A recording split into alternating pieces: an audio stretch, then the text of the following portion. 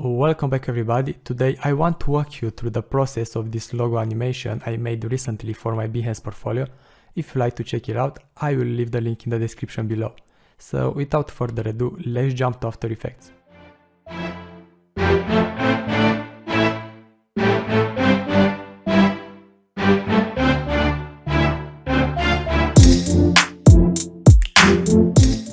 So first of all, I started by creating these three dots with the ellipse tool, and then I animated the position so the shapes would start from the center and then go outwards just like this.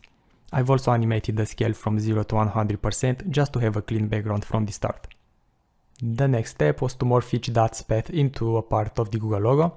So the red circle would morph into the red part, the yellow circle into the yellow part, and of course the green circle into the green part of the logo. For that, I took this image so I could have a reference, took down its opacity to about 50%, and then I keyframed the path of the dots so they would end up fitting perfectly on the Google shape. Next thing I had to do was to add a bit of rotation to the entire animation, so I've created a null object, then I've linked all the shapes to that null. I wanted to add more dynamism to this, so I animated the rotation of the null so that it will start rotating a little bit clockwise, and then suddenly to reverse its rotation to counterclockwise. This effect had a really cool impact on the project and it ended up looking like this. For the next step, I enabled again the Google image and I created the shape corresponding with the blue part of the logo. I've added a rotation of about 50 degrees and I've also applied the same blue color as the original logo.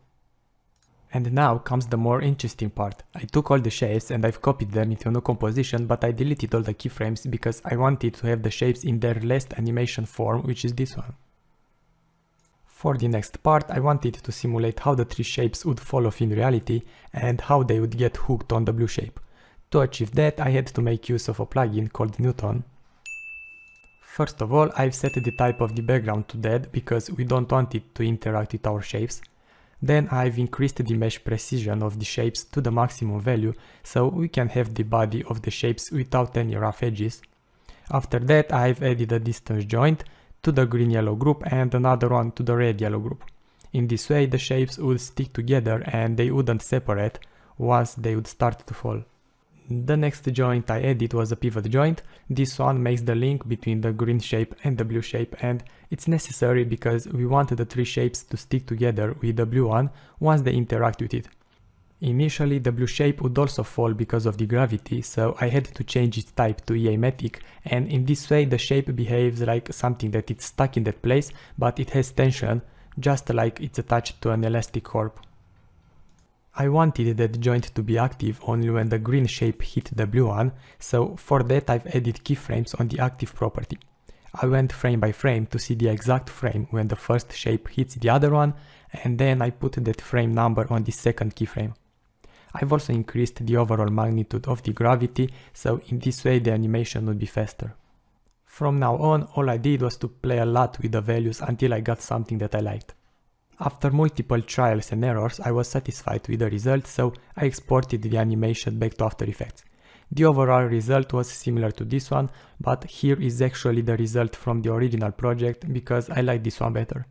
I wanted to finish the animation by making all the shapes to revert to their original position, but the simulation from Newton didn't allow me this because the group of shapes continued to swing over and over due to gravity, and it was impossible to make them change their behavior. To fix this, I've deleted all the keyframes from the moment when the shapes would start to swing back, and I've animated the rotation and the position manually by adding a couple of keyframes. Next, I inserted this composition in the first one and I modified its speed to be a little bit faster. I've also added some splash shapes to make the animation more dynamic, and that was pretty much all. The last thing I had to do was to move all this into another composition, add a camera and keyframe the position of the camera so we can have a nice movement of the entire animation. And the final result looks like this. So, if someone actually saw the video all the way through here, I want to thank you a lot because it really matters to me, and if you're still here, consider giving a like to the video or subscribe to the channel. Thanks again and talk to you soon.